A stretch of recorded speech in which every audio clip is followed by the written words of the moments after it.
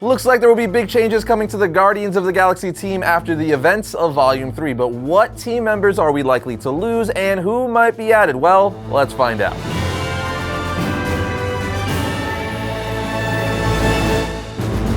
What's up, my comic comrades? Guardians of the Galaxy Volume 3 is hitting theaters this week, and it's promising to be the end of an era for this version of the Guardians of the Galaxy team, which means we could see several of the Guardians being killed off or going their separate ways. But what might the new roster for the Guardians look like going forward? Well, first we have to settle on which existing members of the team are most likely to be donezo after this movie, so we know what gaps we need to fill. Firstly, it seems highly probable that Rocket is gone unless the trailer is trying to psych us out, which is definitely possible. Regardless, we think it's likely he's gonna die and be used as a catalyst to unite the team for one last fight to defeat the High Evolutionary, which is probably going to have me all weepy, which I don't appreciate, Marvel. That's not nice. Anyway, after that, we know Drax is done, with Bautista making it abundantly clear this was his last Marvel movie. So whether Drax is killed off or just leaves the team, he's gone. I also think there's a good chance that Star-Lord will be killed. Either that or he runs off to make babies with Gamora. The point is, I think the only original members that are going to be left is Groot, Mantis, Nebula, and maybe the new Gamora. Oh, and I guess you can count Cosmo, the space dog. Regardless, that leaves us with at least 3 or 4 member spots to fill. From here, there's several directions we could go, but I think the most obvious choice for a new leader of the Guardians should be Richard Rider Nova. They've been teasing Nova since the very first Guardians of the Galaxy film. The Nova Corps was literally all over that film, as was the home planet of the Nova Corps, Xandar. So it would make all the sense in the world that at the end of the Guardians of the Galaxy Volume 3 movie, they finally introduce Richard Rider, aka Nova Prime, at which point he would become the new leader of the Guardians of the Galaxy, being one of the most powerful and heroic cosmic characters the Marvel Universe has to offer. And not only would it be dope as hell, it would also be comic accurate, as he's been a member of the Guardians in the comic books as well. Most notably in the 2019 Donny Cates Guardians of the Galaxy series. Point is, we've all been waiting for Nova in the MCU for a very long time, so to make him a member or possible new leader of the Guardians of the Galaxy would be absolutely epic. Come on, we all want to see the Nova Force in action. Another character they full-on teased, and more recently actually, is Hercules at the end of the atrocity known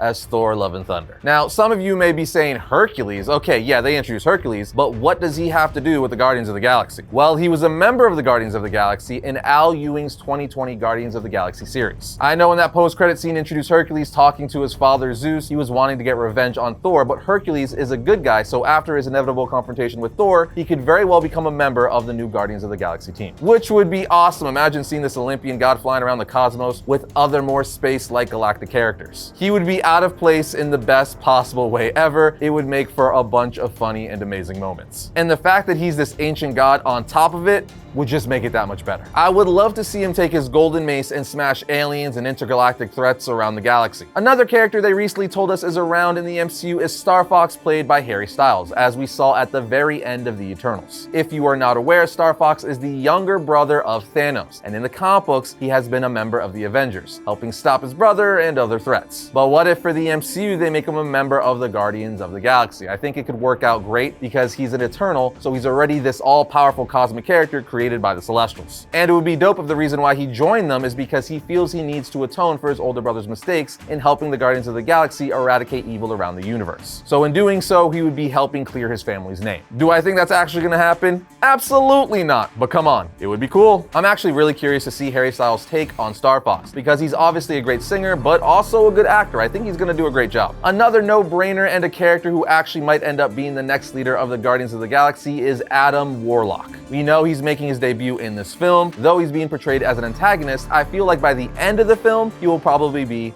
a protagonist. Earlier I said I would love to see Nova be the new leader of the Guardians of the Galaxy, which I still would, but Adam Warlock is also a solid choice to make leader of the Guardians of the Galaxy if in fact they decide to kill off Star-Lord. I mean, come on, Adam Warlock is just all around dope, and he once wielded the Infinity Gauntlet in the books, the good old source material. That's right, Thanos isn't the only one who could do it. Adam Warlock is also no stranger to the Guardians of the Galaxy, as he's been a member of the team in the comics as well. What I'm saying is Warlock is an extremely important popular character in the books, and I feel like him being introduced in the 3rd film, where we know this version of the team is coming to an end, is no accident. My theory is he's going to be the initial threat for the Guardians for the first 2 acts of the film, only for them to team up with him to defeat the High Evolutionary by the end. Another member they teased is Beta Ray Bill. Thor has been wielding Stormbreaker for several movies now, which we all know in the comics, Stormbreaker is Bill's hammer, and we still have no Beta Ray Bill. What I'm saying is they could and should should finally introduce him in the MCU and have him be recruited as a member for the Guardians of the Galaxy, and this wouldn't be too far of a stretch because he was a member of the team in the 2019 Donny Cates Guardians of the Galaxy series as well. So if the Thor movies don't want to give us Beta Ray Bill, then let the Guardians of the Galaxy movies do it. We saw him on one of the monuments on Sakaar, and Thor's been running around with his hammer for a bunch of movies. Yes, I know in the MCU the hammer was made for Thor,